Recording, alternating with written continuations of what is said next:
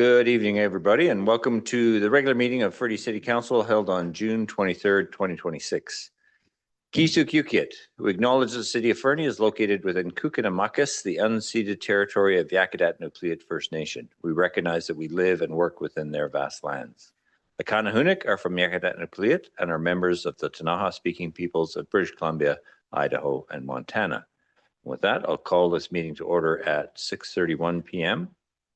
And I'll ask for a mover and a seconder for the following recommendation: that the agenda of the June 23rd, 2026 regular meeting be adopted. Moved by Councillor Hamilton, seconded by Councillor McIsaac. Any discussion?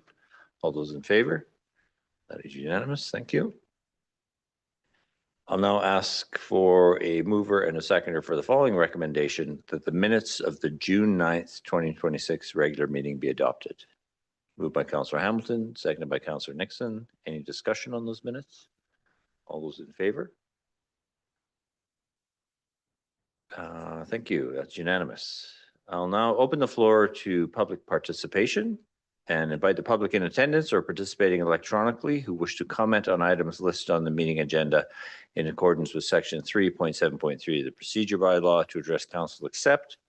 Speakers must not address council regarding a matter for which a public hearing must be held or has been held pursuant to the Local Government Act prior to council's consideration of the matter or adoption of the bylaw. Speakers must not address council regarding a permit for which public notice must be given or has been given pursuant to the Local Government Act prior to council's consideration of issuance of the permit. A speaker may only address council for a maximum of 3 minutes, and speakers are asked to state their full name and community of residence when they begin their presentation. As well, I'd like to let people know there will be a second public participation portion of this meeting as we are holding our annual AGM. So later in the AGM portion of the meeting, the members of the public can speak to items in that document, again, consistent with public participation for a maximum of 3 minutes. So with that, I will look to the gallery and see if anyone wishes to speak. Seeing none. Anyone online indicated? Seeing none. I'll move on to item 10.1, zoning bylaw amendment number 2551, and ask for a mover and a seconder for the following recommendation: that the zoning bylaw number 1750, amendment number 2551, 2026 be adopted. Moved by Councillor Hamilton, seconded by Councillor Nixon. Any discussion? All those in favor? That is unanimous. Thank you. And now item 11.1, our annual general meeting and the 2025 annual municipal report, a report from our CAO, Mr. Bornowski. Thank you, Mayor and Council. Just one moment.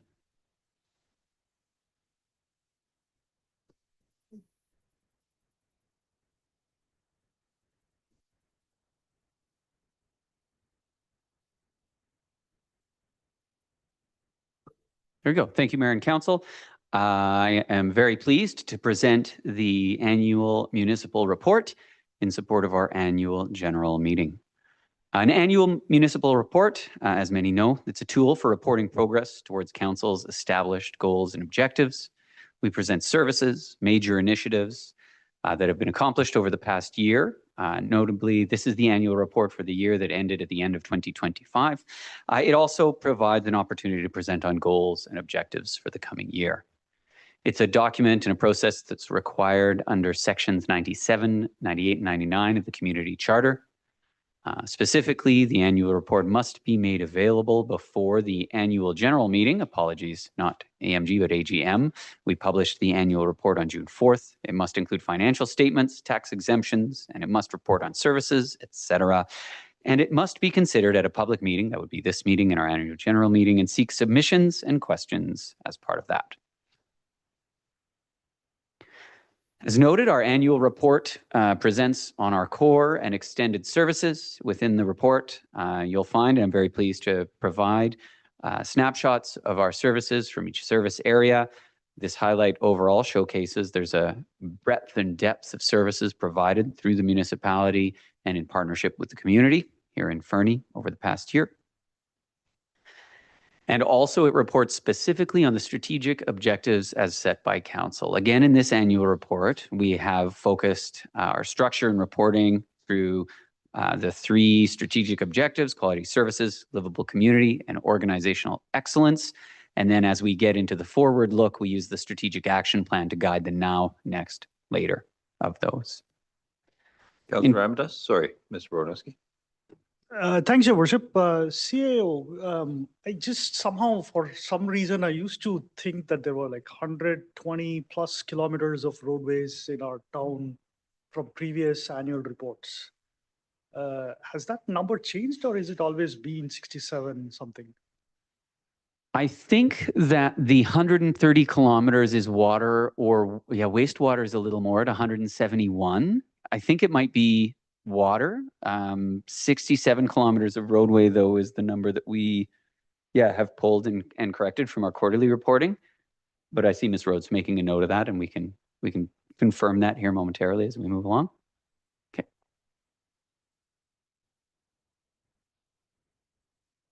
Okay. Councillor Shoesmith was saying he recalls the same for plowing as well. Okay, we'll double check that. Apologies.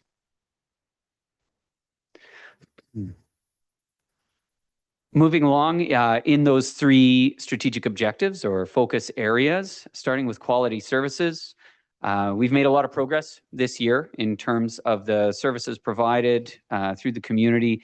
In here, we have some actions in particular that I'm quite proud of. We're looking at significantly expanded communication and engagement initiatives, including supporting council's ongoing town halls, council cafes with promotions, but the launch of the City Connect newsletter, 5 major in-person and online engagements, 14 active projects, which is a doubling from the year before, significant expansion of what we've done in terms of public engagement and transparency, which I'm proud of and proud to present to council. And I think that's an accomplishment, especially as we looked at the replacement of our online engagement platform at the tail end of the year, ending at December 31. Moving over to livable community, a number of major accomplishments here. The Elk Valley Accessibility Plan, developed in partnership with Sparwood and Elkford, was a significant accomplishment. My apologies.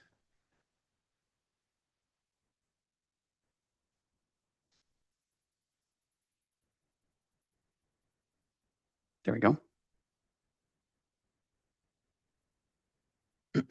Advancing affordable childcare and housing on city-owned lands is another strategic priority that was advanced. At 692 3rd Avenue, that was affordable housing and commercial, redeveloping our old fire hall site, and the Pine Avenue project being our affordable childcare and housing project, which is now breaking ground and moving forward in earnest. Excited to see those things moving ahead well. And then launching the OCP renewal quite significantly and getting through round 1 of engagement with the task force. And I believe that the appointment of the task force and that community effort is a good accomplishment in providing diversity and representation in our most important planning exercise. I'd also like to specifically recognize the engagement with and the engagement from community organizations and service clubs in Fernie. Together in the last year, we facilitated 58 significant community events, which is a lot for a community our size. Those are including some city-led events and some where the city has done the major lift, but also it's really important to note and thank the service clubs and our community partners for the events they lead, and in particular Canada Day, where the city supported, but a community organization came forward and really made a shift there. So very proud of that work and advancing council's objective of supporting community leadership and accomplishments as well. And then as we move into organizational excellence, of significant note here is overhauling the building bylaw, all the related policies, tools, processes, and launching the building module, so building permitting in Cloud Permit, and achieving record output last year was a major accomplishment, recognizing council invested in that service area over the course of last year. We also launched an advanced phase 1 of our records and information management program renewal, which staff and council have heard before from staff, but staff see as one of the most important initiatives we can advance to support our day-to-day work in retrieving and managing the many critical records that we deal with. The work modernizing and expanding GIS and our related digital systems has been significant. We are looking forward to publicly launching web map GIS tools, bringing us into best class services to the community, and just ongoing reduction in manual processes and enabling staff and the community to self-serve in terms of accessing important data. Finally, we've done a lot of process automation and digitization in the past year, including digital time cards, expanding our EFT and e-bill enrollment. That's up by over 300%, 54% more customers on e-billing for utilities. Those are pretty significant improvements in terms of moving away from old manual processes. And then I'd like to recognize the relaunch of our asset management working group that's been renamed the Transformation Collective, but they together have created a 2-year roadmap. You'll know of the major project they're leading, the current practice review. That's an update of an assessment and update of all of our asset management practices, getting us ready to go to market, starting with prioritized asset management systems implementation in the future. They also have the service level project, which we've spoken about before, about to get underway for 2026 and 27. Finally, as I noted, the report contains a look ahead in terms of what is coming next that is directly aligned with Council's strategic action plan. And you'll see the roadmap is quite literally laid out as such within the report for each strategic objective, but the phasing comes from the strategic action plan that Council brought forward at the beginning of this year. Major initiatives that are noted there are wastewater compliance work, both in terms of dealing with I&I and conveyance, and our MWR, or our Municipal Wastewater Regulation Compliance Application and Registration, completing round 2 and completion of the OCP, critical water main and other infrastructure renewal, and of course, breaking ground and constructing a fire hall. There are many more achievements noted throughout the annual municipal report, and I, as does Council, I'm sure, invite the community to comment on the report and ask questions. I'm pleased here to present it to Council, and again, do recommend that Council endorse the annual municipal report. Thank you. Thank you, Mr. Boranowski. Before I turn to Council, I'm going to turn to our corporate officer, and we did receive a couple of pieces of feedback. I wonder if you could summarize those for folks. Certainly, Your Worship. Through the chair, written submissions received in response to the city's 2025 annual municipal report. The first was received on June the 9th.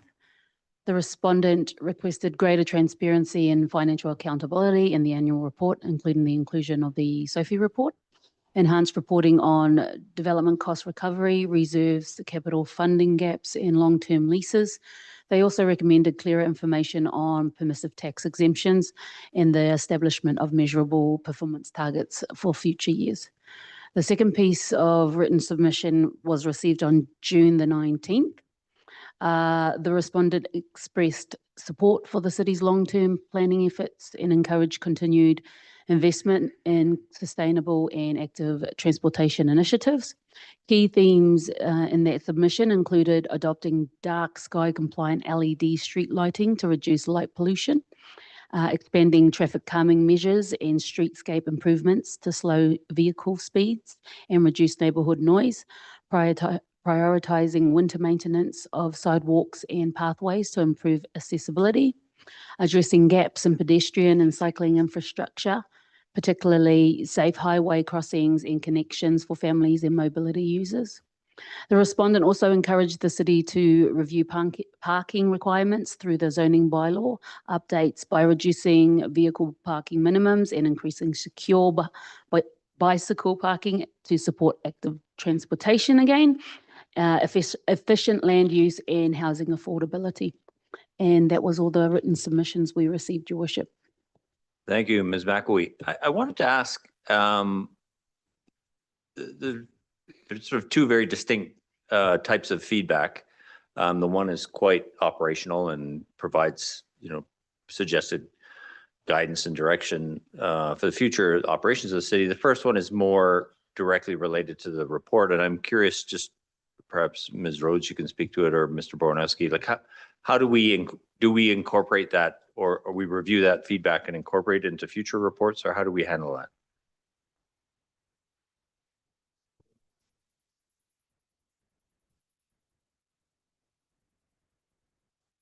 Yes, in the past, when we receive feedback, so I believe 2 years ago, we received feedback from community members wanting to see the environmental goals broken out more clearly.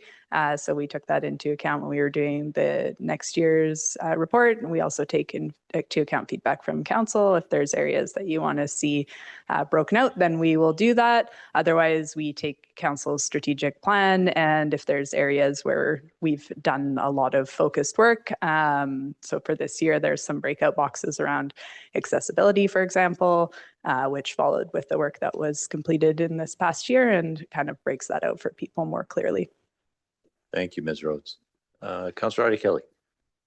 Thanks, Your Worship. I have been asked by several folks about the SOFIs, in addition to the written submission that we got. I'm not quite sure why we're not always including it in the published report. It might be a timing issue. Also, to be honest with you, they're a little hard to find on our website. I know that the File Pro document is not the most user-friendly thing on the planet, but if we could make it a little more accessible to folks once we do have them signed off and ready to publish. The other thing, Your Worship, that I was asked about was the expenses for council and staff that are shown represents both travel and training expenses, correct? So that's, they're nodding for people that can't see that. That would be correct.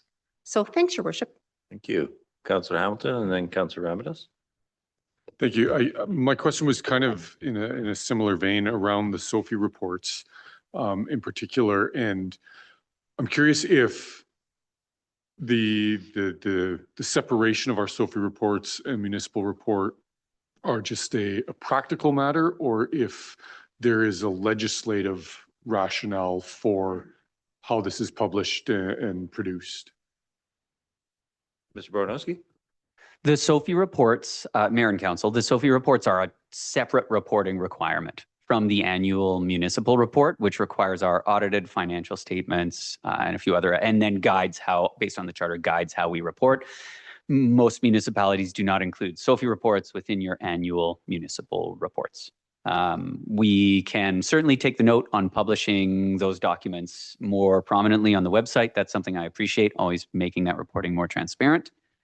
To Council's separate question about roadways, you are correct. When we talk about snow clearing, we also add in sidewalks and laneways, but the 67 kilometers is for the roadways and then 32 kilometers of sidewalks throughout the city, and we do clearing of those and some laneways in other areas.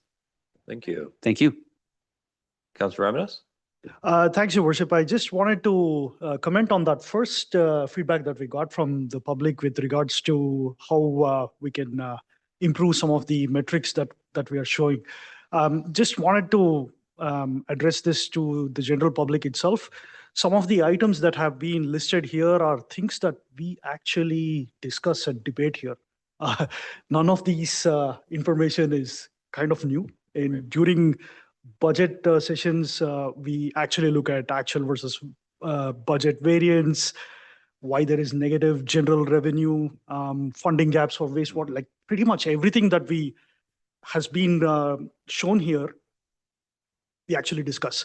But having said that, I feel like these are still like really incredible feedback, and maybe if there is an abbreviated format that we could possibly incorporate into annual report, that might be useful for general public. Again, like not saying that we don't have this information, not that we don't discuss this, we do. It's just that you need to bow tie this at the annual general meeting here. Mr. Boronowski. Thank you through to Mayor and Councillor. Councillor Ramirez makes a great point. I was thinking about our quarterly reporting, which includes that more detailed budget to variance reporting and some temporality or some seasonality in the budget. and we can do a job of creating a supplemental package for our annual general meeting. And that's something we can look at to provide just even better transparency, because we've just done that work over the past 2 quarters to wrap up budget. We can republish some of that in a simplified way. Thank you. Thank you. You're okay? Councillor Nixon? Thank you, Worship. Yeah, this report is fantastic. It's a celebration of all the achievements that's gone on, and it just builds every single year. I encourage all the people in Fernie to go out and read this. It's on our website. You can go into the document center and find all of them from 2006 onwards. And you can see, I was reading some of the ones from the early 2000s or late 2000s, and they're not as informative as the ones that you are producing now. So the modernization of this organization is incredible. So kudos to staff and to council for this achievement. I think it's great. Thank you, Councillor. Councillor Kelly, did you have another question? I was just going to point the person asking for plain language. And I did feel that this municipal report did achieve that aspect. But of course, there's always room for improvement. So I thank the person that brought that up, because it's something that I've brought up quite a lot. Like, we need to make sure that what we put in our reports is easily understandable for all citizens. Understood. Thank you. With that, I will ask for a mover and a seconder for the following recommendation: that council approve the 2025 annual report. Moved by Councillor McIsaac, seconded by Councillor Adia Kelly. Any further discussion? All those in favor? That is unanimous. So well done. Yeah, I agree. It's an excellent report. And I did flag to Councillor Adia Kelly's point the plain language question, but I went back to the report and I felt like it does a great job actually of reaching people, I think. So with that, given that we've approved the report, I'll open the floor again for comments from the public related to our annual general report or our annual general meeting. And I'll first look to the gallery and not making eye contact. So has anyone online indicated desire to comment? No, seeing none. No. Okay, thank you. With that, we'll move along to item 11.2, our statement of financial information, which has been touched on already, a report from our Deputy Director of Finance, Ms. Mullen. Hi, good evening, Mayor and Council. I don't have an additional presentation to go along with the statement of financial information for submission that were attached to my report this evening. But tonight I'm seeking approval and endorsement of the 2025 SOFI report that will be submitted to the province to meet the June 30th deadline. This is the last step in completing the 2025 year-end financial requirements. And I would also like to note that there were a few minor adjustments to select councillors and employees' expenses in the statement of remuneration and expenses when compared to the version that was first published last week. It has been corrected, and the one that is currently published is the correct version.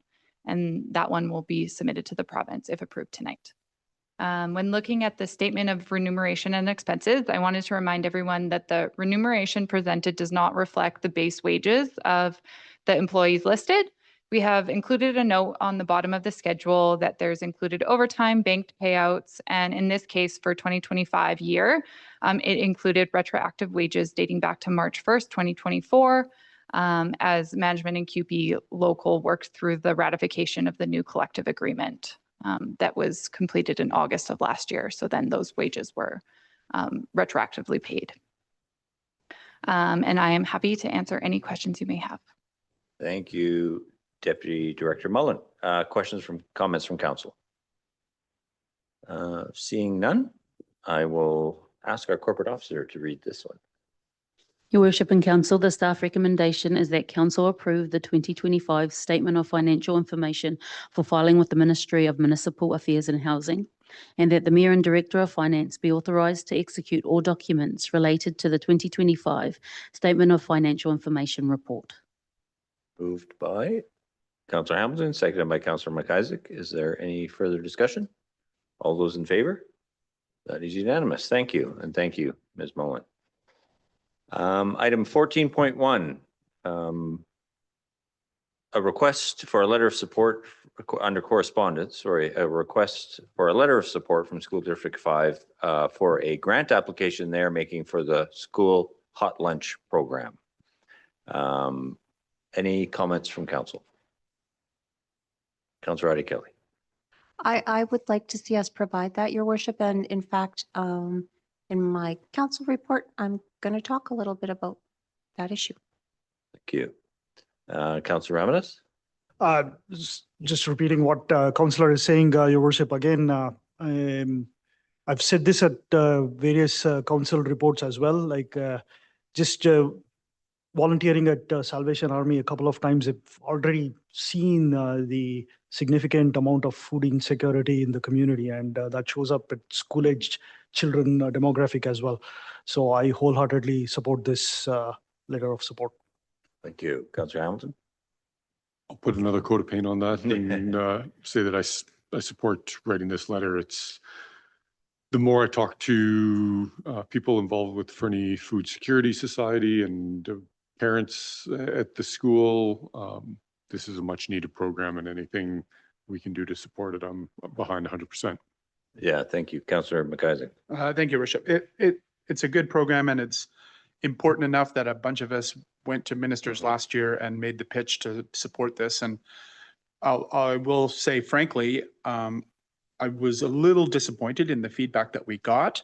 It seemed a little overly dismissive, but I think that continued advocacy in this area, going back again to UBCM, these kind of letters and so on, hopefully raises the profile of the necessity in our schools. So. Thank you for that, because I did wonder as I was reading the correspondence whether that sort of advocacy did create this or the potential for this granting stream. Like I don't know if it's new or existing. Councillor Shoesmith. Thank you. Mayor Milligan. Almost said acting. Something.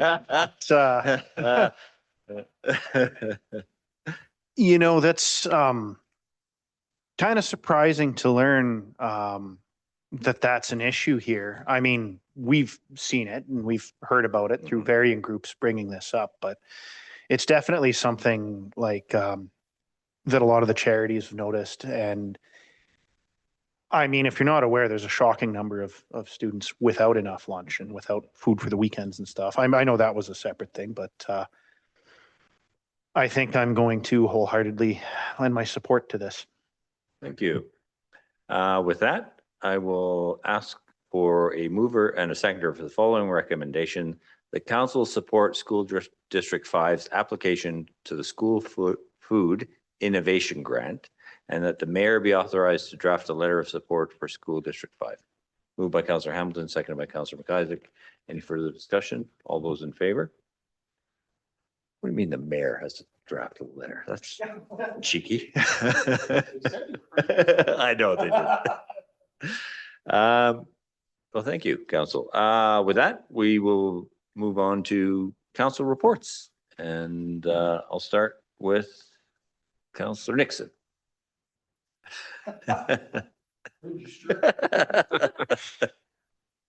Well, thank you, Your Worship, and welcome back. Thank you. Yeah, I think it's been, I think it was May 28th, I think was the last time, or even before that, before we had the council reports. But there's at least a month worth of reporting, including conferences and council cafes and tourism Fernie aid meetings and stuff like that. So I am a little bit, I could be very long-winded, but I won't be. So Yeah, I think that going to FCM, we went to the Federation of Canadian Municipalities at the beginning of this month. There was a whole bunch of sessions that I do plan on sharing with the rest of council. I did a summary of all of them that I was involved with. I'd also like to say that I did a bunch of study tours too, and it was really quite interesting and applicable to some of our issues that we have here in the Elk Valley. So FCM is one thing. Council cafes, we had a couple of those at least. I'm sure everybody else can fill us in on those. We had noisy neighbors and future events and all that kind of stuff. And some people were quite surprised that we actually were running a place where people could come and talk to council. So that's always nice to hear. So I hope that we continue on with those when the term is up as well. For the next term. I was the last thing I did today was I was on a Ministry of Health conference call with Josie Osborne and Minister Brittany Anderson, and they're discussing the recruitment and retention of physicians in BC. And so, you know, I mean, I listened to that, and I had my wife sitting beside me also listening, and we are very fortunate here. We don't really have a big issues with recruitment and retention. We might have an issue with the other R, which is retirement. But from a council point of view, I think the city of Fernie, compared to other communities across BC, we don't do a lot with our recruitment and retention of physicians. We have a very robust medical staff association that gets funding through the Facility Engagement Initiative, and they've done a lot of the heavy lifting for recruitment and retention. There's also a East Kootenay Continuing Medical Education Day that brings in physicians, and they see what a great place this is to live and work. So I feel very fortunate compared to some of our neighbors across the province. Yeah, I think that's about it. There's a lot of stuff there, but that's kind of a highlight. Thank you, Councillor Nixon. And I would comment, a lot of conversations at FCM as well. Rural Canada is really struggling with physician recruitment and retention, and we have, as you've put it, an embarrassment of riches here. And so, yeah, well done to the Medical Staff Association. Councillor Audie Kelly.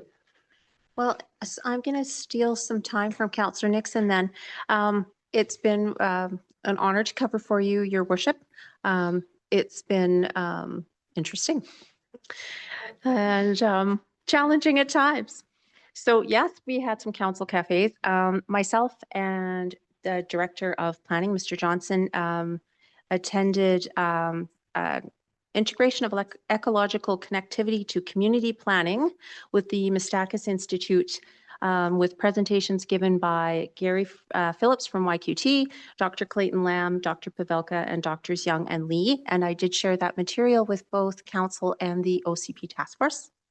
I attended an Elk River Alliance event that was really great, and I learned a lot about whirling disease and got very, very scared. So I just want to say to everyone, it isn't just about cleaning your boat. It is literally about cleaning all of your equipment, and very, very thoroughly, because whirling disease is terrible, practically impossible to ever get rid of, and just devastating to the fishery. So please think about that. I attended the RV Park 10-year anniversary, so congratulations to Rado and Shelley. I attended a chamber board meeting, and we talked about the topics that they brought forth for us for UBCM, among other things, the partnership, their plans for the economic development. We had a BVB with the FTA, which was super. Myself and Councillor Nixon and others went out to cut the ribbon on the new FTA suspension bridge, which was really fun. I still can't believe I actually managed to drive all the way out there and back. I talked with a fellow named Chris Walker. We just attended the groundbreaking of the new Everwild Resort and got to throw some dirt around with some golden shovels. And I can't tell you how excited I am for that, and how I cannot wait to be a little patron of the Nordic Spa. This weekend, there's Single Track 3 Ride and Roast is coming up, and I will be there helping to raise funds for the Cold Creek Heritage Society. Canada Day is coming way faster than we thought it was, and you'll see a few of us there dunk tanking and handing out cupcakes amongst other things. I wanted to actually talk about food insecurity in our community. I talked about it once before, and I did some follow-up with the Fernie Food Security Society and the Salvation Army. So I can tell you that the Fernie Food Security, the Security Society shared that they are supporting 71 families, including 125 children, and they stretch across our school catchment area, which is from Wardner to Hosmer. Worryingly, they have seen a 20% spike in participants who have never had to ask for help before. 60% of their families are fully working families, and the escalating cost of everyday essentials is really pushing people to the brink. The families that they serve share that 91% of them are anxious about running out of food without the program. 77% are forced to sacrifice their health by buying cheaper, less nutritious options. 40% of them are regularly skipping meals entirely, and 92% say that without the Food Security Society program, they would have very much difficulty paying other essential bills like heat and lights and things like that, and that it helps them to extend their grocery budget. And then I spoke to Majors Rick and Jen at the Salvation Army, and they're witnessing a similar and concerning surge. Over the past 6 months, the food bank has opened its doors to 500 unique individuals and 40 unique households. Every single month, the need seems to be climbing. Their food share program has supported 8,185 guests in the past 6 months, which is an average of about 1,450 people per month. And more so, they reminded me that hunger is rarely an isolated struggle. It's often the first visible sign of a deeper hardship. So often those coming in for food are also in need of other critical needs like laundry, clothing vouchers, mental health and addiction referrals, finding a safe haven, like just finding friends, and needing spiritual care. So I know that I just recited off a lot of statistics and data points, but those are people. They're our friends, our neighbors, your children's classmates. So both of those two societies, the Security Society and the Salvation Army, really depend on donations and volunteers to keep the programs alive. So if you do have the means to help out or donate, please do so. You can reach the Security Society at FernieFoodSecuritySociety.com and the Salvation Army at FernieSA.ca, or reach out to me and I'll help connect you to the programs. Thanks, Your Worship. Thank you, Councillor. Councillor McKaiser. Thank you, Worship. Not as much to report on today. I did want to make a couple comments. One thing I wanted to comment about Council Cafe and how pleasant as it has been to have people arriving specifically for rumor control. I like that people are showing up and saying, hey, I've heard this, is this true? And thank you for not going to Facebook to confirm the erroneous information that you got off Facebook. So coming to Council Cafe and asking directly is a great way to do that. I've been to some library board meetings since the last reports. Would like to remind everyone of their big book sale coming up on July 3rd and 4th, which is always a great event and good fundraising. And likely continued efforts for ourselves in pressuring the province to increase funding for libraries, which have become, for many communities across the province, a social wellness hub with workers in the library doing an awful lot of the social care work and so on. And they've been doing it without any increase in funding in over a decade. So hopefully continue to do that. I wanted to make a brief comment too about the attracting of doctors. We are incredibly fortunate. There are so many places that are suffering with emergency room closures, almost exclusively caused by lack of availability of doctors and so on. And we're blessed in that regard, but it is the double-edged sword of being an amenities migration destination. You know, we are in a very attractive place to live. And many people want to come here, and that is one of the very significant contributors to cost of living here at the same time. There is, I think it was Ray Bradbury coined the term, no such thing as a free lunch. Everything comes with a certain cost, which is very challenging. Yeah, I think that's all I want to say about that. No, thank you. Thank you, Councillor. Yeah, I think, we've heard in council reports that sort of the two ends of that spectrum. And we're able to attract doctors because it's a great place to live, but that also contributes to high costs, and we're seeing people be disenfranchised accordingly and having to rely on various food services. Councillor Ramirez. Thanks, Your Worship. Mine won't be that long. I think I'm looking forward to the Canada Day celebration next weekend. That's always a pleasure doing the cupcake volunteering there. I thoroughly enjoyed that. On business end, Your Worship, I think while we were at the Council Cafe, we also had the opportunity to go and visit the Dickon Road infrastructure work, and myself and Councillor Hamilton, we were able to meet with the Shadow Minister from the BC Conservative Party who was here along with MLA Davis to inspect some of the work. And what we were able to do was give them some feedback with regards to the public engagement from the province and how things could have been a little different. Again, we believe that the team took away some of the inputs from both the resident association as well as from myself and Councillor Hamilton here. We do not know what the next steps are. Possibly, we should get some information back from them in a couple of weeks' time.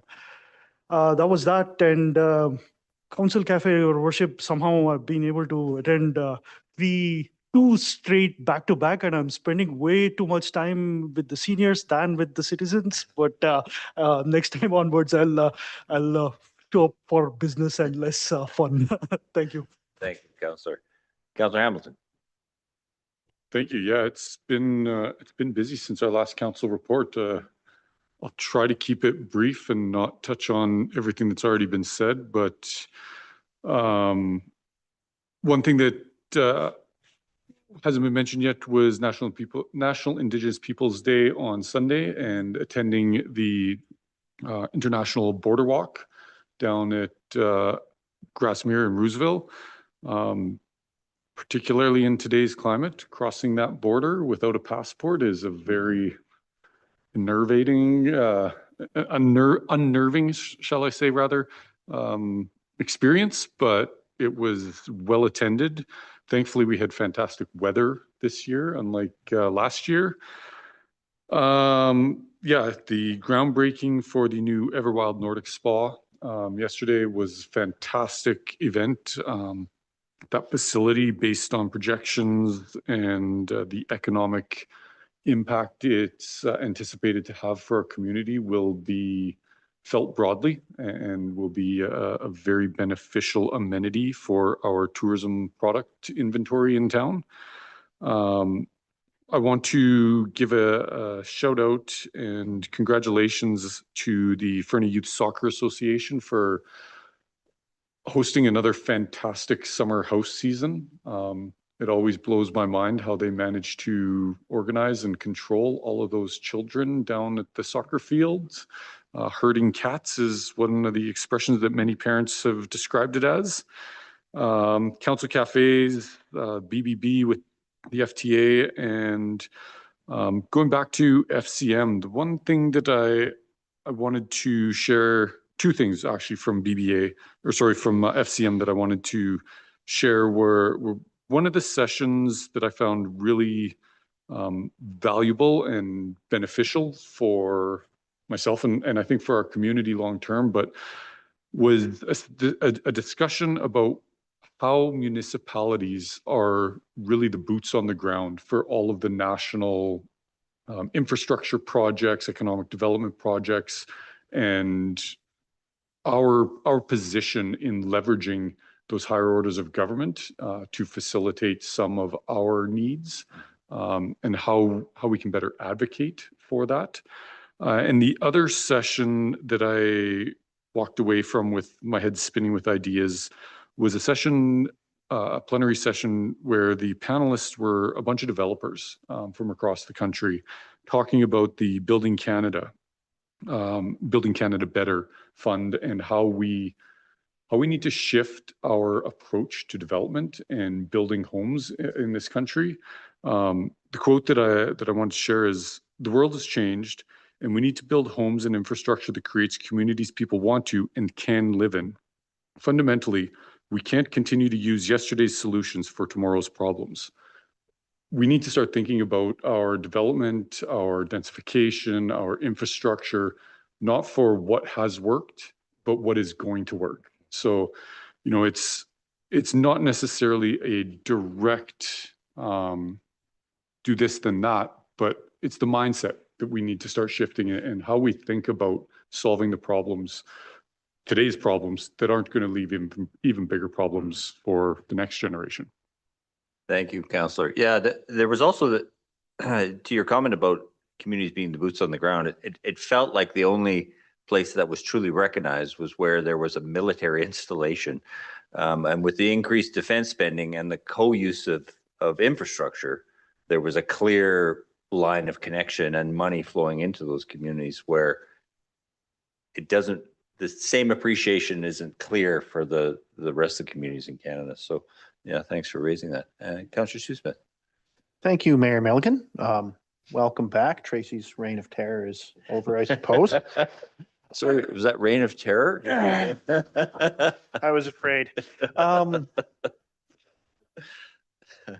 So there's been a lot of talk about all the food insecurity and all those things. And I thought I would sort of segue that into one of the best things about this town, which is the extremely strong civic society that our town has. I mean, none of this stuff is news to any of them. They've all been working on these issues quietly in the background for a long time. And I think that I will give them a shout out now. You know, there's a group of the charity people coming together to work on Canada Day next week.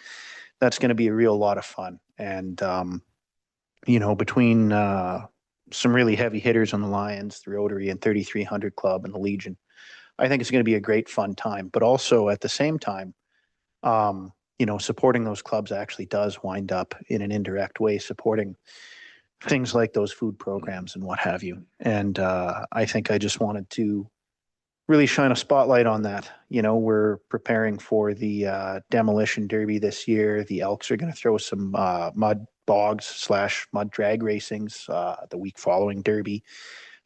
You know, the Legion's going to have their anniversary. There's really a lot going on, and it's actually all fundraisers. It's all to help people out. And, you know, if you're at home listening, all of these groups are really excellent people, and the only thing they're lacking is enough members in some cases. So yeah, just wanted to give them a shout out. I was also able to attend the BBB with the FTA, although I missed the bridge. My children were running amok. It's quite something to see what they do, and on a comparatively small budget. In addition to that, I did attend the same, what's the word? The trash thingy, the trash talk. Like, you know, that's not right. With Dr. Clayton Lamb. And I think that, you know, there's lots of examples out there of what not to do. I mean, some of the stuff we saw that Elkford has tried, they've went to the nth degree to try and solve their problems. And one thing I definitely came away with, and it's a thing that I've belabored lots at this table, is that the community bins are actually both convenient and functional. So I definitely think we should be leaning into that a little bit. Other than that, that's all I had, other than I'm just going to plug the dunk tank shamelessly. I'll be in charge of that this Canada Day once again, and you can show up and drop your local politicians into the swamp they belong in. If you work for the city, your boss will be up on that chair for a little bit. now's your chance. There's an outside chance somebody could wipe Chief Morgan's magnificent mustache into a sad, droopy little frown. So we'll see you all out there. Thank you, Councillor. Yeah, I don't have a lot to report, having been away for 3 weeks. I did first want to thank Councillor Audie Kelly for stepping into the role of acting mayor in that time. Always nice to leave things in capable hands. As well, very much looking forward to Canada Day. Just before we left for FCM, I did have the good fortune to attend a celebration for the Kootenay Forest lands purchased by the Nature Conservancy of Canada, and it's I don't know that we appreciate yet how important that purchase is for this region in terms of the amount of private forest land that has now been secured for conservation, and their openness and desire to work with communities to make it work for everyone. It was a fantastic celebration, so I was really grateful to participate in that. Yeah, while I was away in Newfoundland, we happened upon a National Indigenous Peoples Day celebration in a park in St. John's, and got to participate in that, and among other things, watch some young Inuit athletes in the Inuit Games, and the fitness of those young people is remarkable. There's this game where they jump and kick a ball, and it's designed, the origin of these games is for agility and fitness on the ice. And wow, it was quite something to see. I was really pleased to participate in that. Yeah, and interesting, I was saying at the outset, before we started the meeting, popped into a pub in St. John's, which is what you do, and ran into a couple from Wausau who know Jane Walter, who is a director on the Regional District Board, and had a great chat with them. So it is a very small world. With that, we will move to go in camera, and I'll ask our corporate officer to read the recommendation. Your Worship and Council, the recommendation is the meeting be closed to public pursuant to sections 91C and E of the Community Charter, as the subject matter being considered at this time relates to labour relations, employee relations, and the disposition of land where disclosure could reasonably be expected to harm the interests of the municipality.